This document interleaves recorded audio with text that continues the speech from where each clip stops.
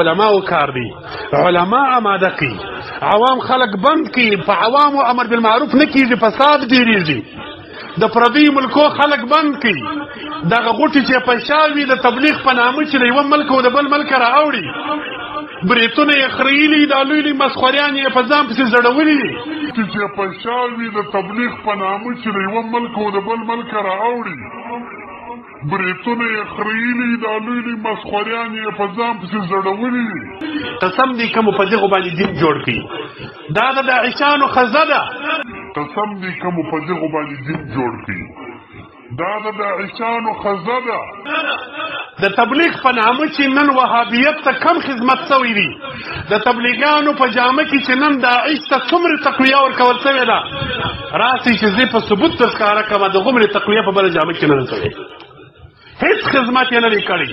د جهاد چې څومره قدر مقابله، جهاد ته چې څومره ضرر د تبلیغي په نامه ورسېدی، دا شل کاله چې د جهاد په نامه، د تبلیغ په نامه د جهاد څومره مقابله کېدله، دا په بله نامه باندې نه ده شوې. دا دی چې د جهاد د ختمېدو دپاره لوی خدمت تبلیغانو کړی. دا دی چې د جهاد د ختمېدو دپاره لوی خدمت تبلیغانو کړی. سړی به در بل چا ځان لوړ بولي، باره به هغه ته وایي چې مه کوه دا کار، دا نهي د منکر دی. یو سړی به در چا ځان لوړ بولي، به هغه ته به وایي دا وکړه، دا امر بالمعروف. او یو سړی چې یو چا ته ورسي او ځان ورته کښنی کوي، ورته غوړمالۍ کوي، ټټ ورته کېږي چې اوس هغه راڅه خبرې نه شي، بیا وایي زه امر بالمعروف و نهي عن المنکر کوم. کله أما بعد فأعوذ بالله من الشيطان الرجيم. بسم الله الرحمن الرحيم. كنتم خير أمة أخرجت للناس تأمرون بالمعروف وتنهون عن المنكر وقال رسول الله صلى الله عليه وسلم مبلغ أو عام سامع او كما قال عليه الصلاة والسلام. دویم چې کوم دی هغه تبلیغ دی، سمانا رسول، بل چاته یو حکم رسول، یو شی رسول، یو پیغام رسول. نو تبلیغ چې کوم دی دا چې یو انسان یو حکم شرعي زده کی، یو مسله شرعیه زده کی او بل چاته ورشي، بس دا تبلیغ سلو. او دا تبلیغ هر څوک کوي سي، دې لپاره یو نصاب ویل ضروري نه دی، کې مدرسه کې داخله اخیستل لازم نه دی. تبلیغ چې کوم دی هر څوک کوي سي، واعظ هر څوک نشي کولی. یو واعظ سلو، یو تبلیغ سلو. واعظ د علماو کار دی، تبلیغ چې کوم دی دا د هر چا کار دی. تبلیغ هر څوک کوي سي، واعظ هر څوک نشي کولی. لکه اوس ګوره نبی علیہ السلام په دې باندې دلیل دا دی، نبی علیہ السلام چې حجۃ الوداع کې مختلف اعلانونه وکړل، په هغه اعلانو کې نبی علیہ السلام یو دا اعلان وکړي فلیبلغ الشاهد منکم الغائب، ودرسي شاهد په تاسو کې غائب لره. اوس تبلیغ دی څه معنا؟ چې کوم سړي په حجۃ الوداع کې د نبی علیہ السلام څخه احکامات شرعیه زده کړل، مسائل زده کړل، نو نبی علیہ السلام هغو ته دا حکم چې تاسو زده کړل، د دې زده کېدو بعد دغه احکام بل چاته ورسوي. نو دلته ګوره فلیبلغ الشاهد منکم الغائب، دا شاهد دی ورسي، تبلیغ دی وکي د احکاماتو غایب لره. نو تاسو ګورئ په حجۃ الوداع کې تقریبا تر لک زیات صحابه کرام، بعض علما لیکلي چې 1.25 لک صحابه کرام په دې کې شریکان وو. په دې کې خو دا رقم صحابه کرام ولو، دا رقم مسلمانان هم موجود ولو چې هغو نبي علیه السلام په سترګو لیدل لاندولو. دا اول وار و.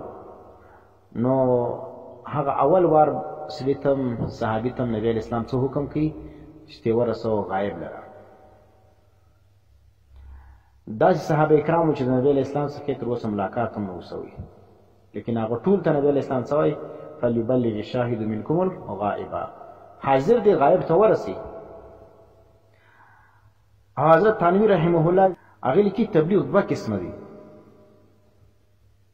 یو چې دی خاص دی یو عام دی. تبلیغ خاص یو تبلیغ عام دی. خاص تبلیغ چې کوم دی دا انفرادي طور هر سړی چې کوم دی هغه دا کوي سي، دا دغه ذمہ داری ده، خالی کوي نه بلکې دا دغه ذمہ داری ده. انفرادي تبلیغ، خاص تبلیغ دا د هر سړي ذمہ داری چې دی به دا ادا کوي. ایو چې کوم دی هغه عام تبلیغ دی، دا د علماو سره خاص دی.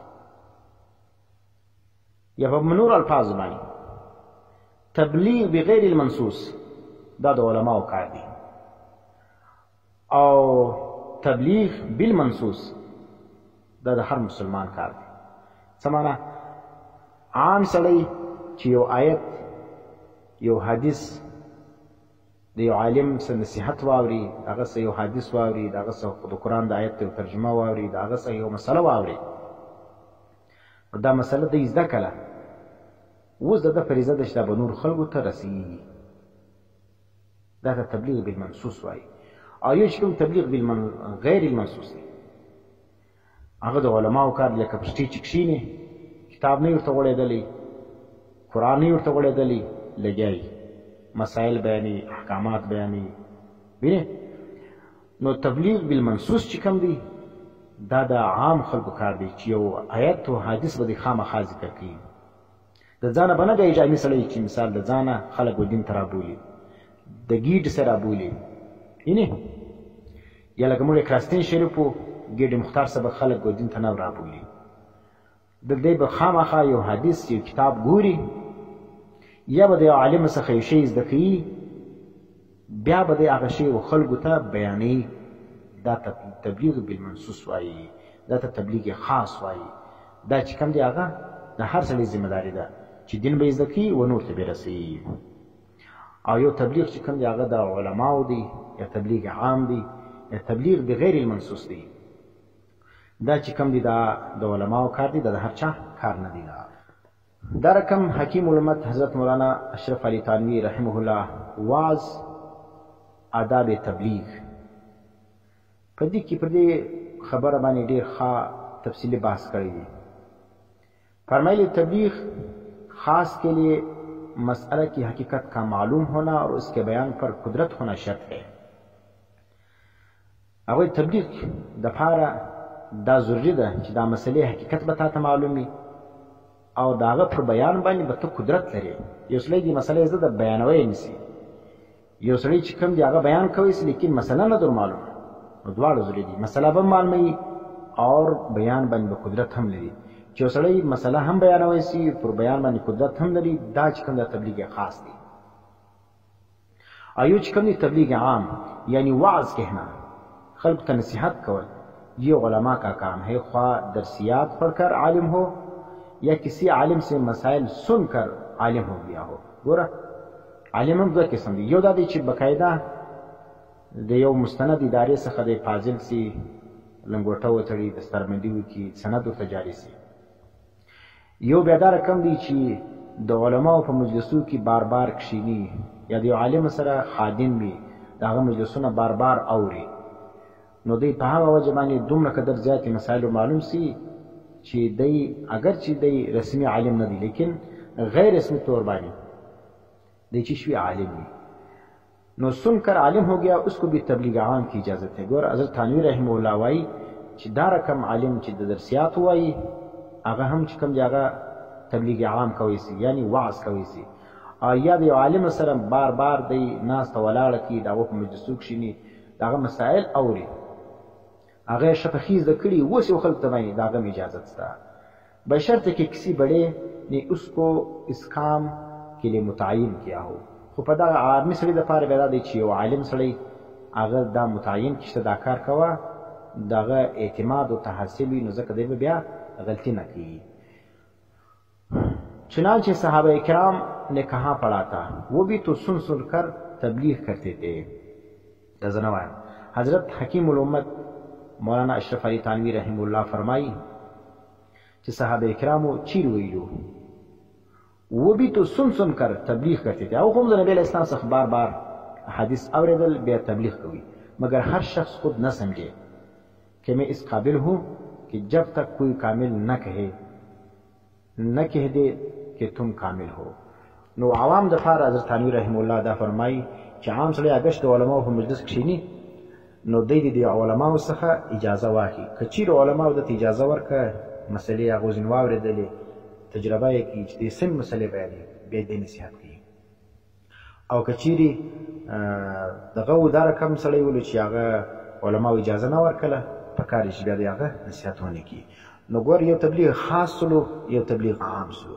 تبلیغ خاص چې یو خاص مسله ته زده کړه یو خاص حکم دې زده کړي یو حدیث دې زده کړي ویني یا دې د ګناه قباحت درته معلوم سو دا ته خلکو ته بیانوي سي دا د هر چا کار دی. او یو چې کوم دی هغه بیا تبلیغ عام دی. تبلیغ عام دا دی چې نصیحت کول و خلکو ته دا د علماو کار دی. دا علما کوي سي او هغه عوام هم کوي سي چې هغه د علماو په مجلس کې ناسته کړي او د علماو سره ناسته پاسته ولاړه زیاته وي او هغو ته که چیرې علما اجازه وکړي نو حکیم الامت حضرت مولانا اشرف علي تھانوي رحمه الله وایي داسې هم اجازه شته. نو اوس چې دا خلک دغه کې پروپاګانډې کوي چې تبلیغیان جاهلان دي د تبلیغ نه کوي نو حکیم الامت حضرت مولانا اشرف علي تھانوي رحمه الله هغه دې ته اجازه ورکړې ده. چې اجازه یې ورکړې ده نو ته څوک یې چې خلک منع کوي؟ ته خو بریلوی یې ته په دیوبند په کارو باندې کار مه لره. ته که چیرې دیوبندي یې نو د دیوبند اکابرو دا فیصله کړې ده چې تبلیغ دا جاهل سړی دا عامي سړی دا کوي سي. که ته دیوبندي یې نو د اکابرو دیوبند خبره به ستا لپاره بیا دلیل وي بیا به ته منې. او که دیوبندی نه یې هسې د دیوبند پر جماعت باندې اعتراضونه کوې نو ستا او زموږ لارې سره جلا دي. ته زموږ په تبلیغ باندې کار مه لره. تبلیغ چې کوم دی هغه موږ ته ډېرې فایدې را رسولې دي. تبلیغ په خلکو کې د دین احساس پیدا کوي د دین قدر پیدا کوي. دویم دا دی تبلیغ باندې د انسان سره فکر آخرت پیدا کیږي.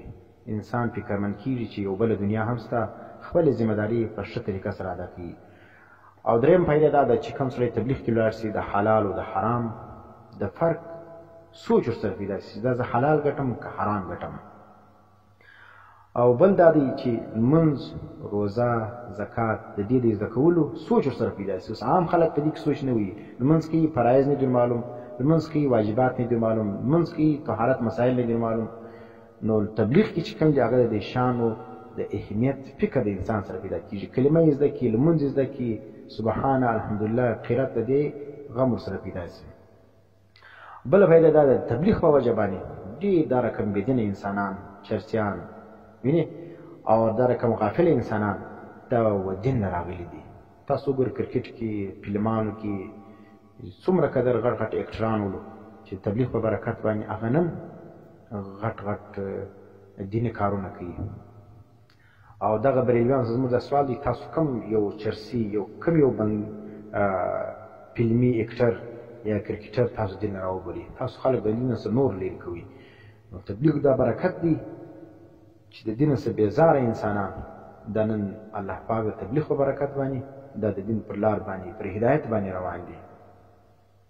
او دا بریلیان د چونکې د دین دشمنان دي ځکه د تبلیغ دا کار نشي برداشتولی چې خلک دین لره زیات نشي را ځکه دی خلک دین سره بیزاره کوي. او بل دا د زموږ مدارس وګوره پاکستان کې تاسو وګورئ دیوبندیان دي بریلیان دي اهل حدیث دي جماعت اسلامي دي څوک دي دا څو تنظیمونه تاسو کې مدارس تعداد تر ګوتو زیات د علماء دیوبند دي. د مدارسو په آبادی کې تر ګردو غټه حصہ د تبلیغي جماعت ده. دا نور مدارس ولې آباد نه دي ځکه د هغو جماعتو یا د هغو وفاقو د هغو د نظریې مطابق تبلیغ چې کوم دی هغه خاص اهمیت نه لري. چې تبلیغ اهمیت نه لري نو ځکه دې مدرسې چې کوم دی هغه ناکامه هم دي. او زموږ مدرسې آبادې په څه وجه باندې په دا وجه باندې په هغو کې یو اهم عنصر دا دی چې زموږ علماء دیوبند چې کوم دی هغه دا رقم جماعت لري لکه تبلیغي جماعت. په تبلیغ کې سړی ولاړ سي سوچ فکر بدل سي عقیده او نظریه بدل سي د دین سره همدردي پیدا سي او د آخرت سوچ پیدا سي نو ځکه خپل زوی چې کوم دی هغه بیا د سکول راوباسي مدرسې له بوزي. نو مدرسو په آبادی کې تر ګردو غټ اهم کردار دا د چا دی د تبلیغي جماعت دی. نو دا خلک چې کوم دي هغه چونکې ته دې مدارس وګوره، مدرسو کې 10 طالبان تر دې بالا شی نشته. زموږ مدارس کې چې اکشنی مدرسې چې په یو کلي کې یا په یو کنج کې چې ته ورسې تعداد وګورې، زموږ د مدارس تعداد چې کوم دی هغه په 100 باندې 1500 600 وینې. په اکشنی مدرسه کې 300 400 طلبه خامخا سبق وایي. نو د مدارسو آبادي دا په تبلیغي جماعت باندې ده. دغه مرتل اهم مثال دا دی چې زموږ د دیوبند مدرسې کامیابی په څه وجه باندې. تاسو د پلرو څخه پوښتنه وکړئ، د طالبانو اکثر طالبان چې کوم دي چا به پلار په تبلیغ کې، چا به ورور په تبلیغ کې، چا به اکا په تبلیغ کې، او د دې مدرسې چې ناکامه دي تعداد کم دي، هغه په دا وجه باندې چې دې سره د تبلیغي جماعت رقم اساسا نه ده موجوده.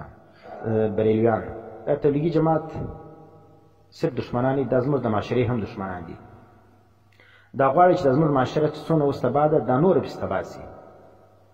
اوس پلار که ته راولاړ سې جاهل سړی چې عالم نه مدرسه کې سبق نه ویلي، دا د خیر د کارو څخه د ښو خبرو څخه منع کړي چې حکم امر بالمعروف و نهی عن المنکر مه کوه، خلکو ته د ښو کارو حکم مه کوه او خلک چې کوم د بد کارو څخه مه منع کوه. نو معاشره دې لاړه تباه دي کړه. اوس که یو سړی راولاړ سي خپل زوی ته یې ولاړ سه لمونځ وکړه، هغه زوی چې کوم دی هغه بریلوی وي، او پلار ته ته جاهل ته ماته تبلیغ ولیکې، او پلار غلط خبر نه درته کوي، پلار سم خبر ورته وکړه. زوی ورته وایي ته چې شي ته جاهل ماته تبلیغ مه کوه، پلار ورته وایي دا سروز ما اوره، دی ورته ته جاهل ماته تبلیغ مه کوه. نو معاشره چې کوم د هغه د سیفیان نور تباه کوي. لیکن زموږ د اکابر علمای دیوبند دا هدایات دي چې تبلیغ خاص هر څوک کوي چې یو خاص شی دې زده کړي، یو خاص مسله دې زده کړه دا ته بیانوي سي. یو تبلیغ عام دی چې واعظ او نصیحت دی، وینې هغه چې کوم دی هغه د علماو کار دی. نو دغه سیفیان او بریلویان چې نن د تبلیغي جماعت مخالفت کوي دا زموږ د معاشرې دشمنان دي. دا زموږ معاشره نن څومره تباه ده، دوی وایي چې نور پسې تباه سي. زموږ د مدارسو آبادي چې کوم ده دا دیني غواړي چې تبلیغي جماعت څخه خلک بدځنه کې، نو خلک چې کوم دی هغه به څه شي، بیا به خلک مدارس ته کښېنان ناست دي، بیا به سکولو لاړ سي، کالجان ته ناست دي. اسلامي څخه موږ دا خواست دی چې دا فتنه د سیفیت دا په افغانستان کې دا خپلې جړې مضبوطه کوي. تاسو د دې خلاف دا نن علی الاعلان د سیفیان او بریلویان په افغانستان کې په جلسو کې تبلیغي جماعت مخالفت کوي. دا ولې کوي؟ مرتول د افغانستان د جهاد بنیاد دا علمای دیوبند نشي دي.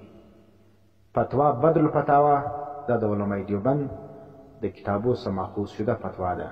مفتی اعظم افغانستان مفتی عبدالعلی دیوبندی رحمه الله دا دیوبندی ولو. نو دا ټول چې کوم د دلالت کوي په دې خبره چې علمای دیوبند کوم درخت د جهاد یې شوله، هغه نن الحمدلله په افغانستان کې چې کوم دا ډیره مضبوطه شوې ده. نن دا سیفیان او بریلویان چې کوم دا هغه شاخلې روماتي، دا درخت چې کوم دا هغه نوره کمزوري کوي. زموږ د مشرانو څخه دا خواست دی چې دا کم کسان په افغانستان کې فتنه غواړي، کله د تبلیغ جماعت باندې د پابندۍ چې کوم دی هغه مطالبه کوي، کله کله وایي نوې فتوا چې کوم دی هغه ولیکل سي، او نوې فتوا چې کوم دی هغه به سي، بیا به زموږ دپاره پای کې دي څه غواړي چې د زموږ بدعات چې کوم دی او رسومات هغه ته حکومتي سرپرستي حاصله سي. زموږ دا مطالبه ده چې په افغانستان کې د نوې فتوا هېڅ ضرورت نشته. کوم فتوا بدر الفتاوا د هغه تکمیل دې وسي، پر هغه طریقه باندې وسي چې سره کم د دې بنیاد ایښودل سوی دی چې کم دا 3-4 جلدات لیکل سوې ده، دا چې په کومه طریقه لیکل سوې ده په دغه طریقه دي دغه نوره فتوا چې کوم ده دا هم مکمله کړل سي، او په افغانستان کې حنفیت او دیوبندیت چې کوم دي دا لازم ملزوم دي. که چېرې د افغانستان څخه د حنفیت څخه دیوبندیت لرې کې، نو په افغانستان کې به بیا بریلویت هم راځي، بیا به قادیانیت هم راځي، بیا به غیر مقلدیت هم راځي، بیا به نسبتي تر دې حده پورې کتابونه لیکلي په شیعهګانو کې هم حنفیان شته، لکه زیدیه فرقه. نو هغه خو بیا حنفیان دي، بیا هغه هم په افغانستان نو ته شیعتوب هم راولې افغانستان ته، بریلویتوب هم راولې، ته چې کوم دی هغه د پنجپیرتوب هم افغانستان ته راولې. موږ دا وایو چې په افغانستان کې حنفیت او دیوبندیت دا سره لازم دی. دیوبندیت چې کوم دی هغه د صحیح حنفیت ترجمان دی.